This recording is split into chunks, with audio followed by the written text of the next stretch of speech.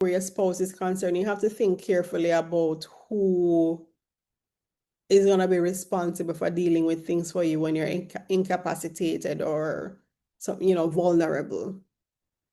And the story that pops up in my head is this scenario where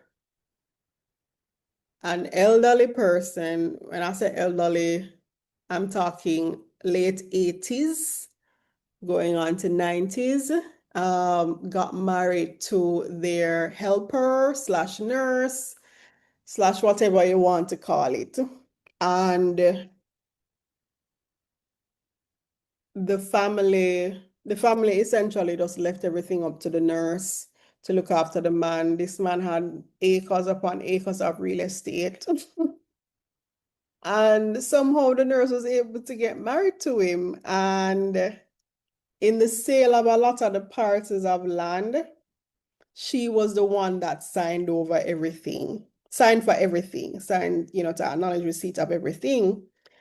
And the document that the attorneys used to justify that was an authorization letter, in her capacity as spouse, she can, sign on his behalf.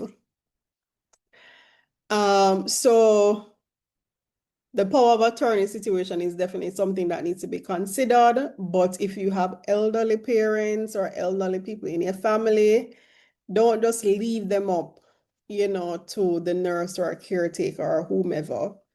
I also have this other scenario where child-free woman, she was in a nursing home in the States. The nurse or the primary nurse that was responsible for her somehow found out that she had land in Jamaica.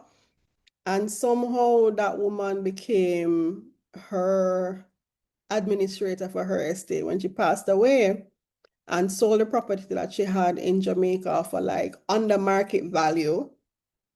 And then when my clients found out, it would have been a lot of time would have passed and the transaction would have been done. New owners start building on the property, which is how they found out that the property was actually sold, right? So be careful be careful to show some care to your elderly people because they're very vulnerable at that stage.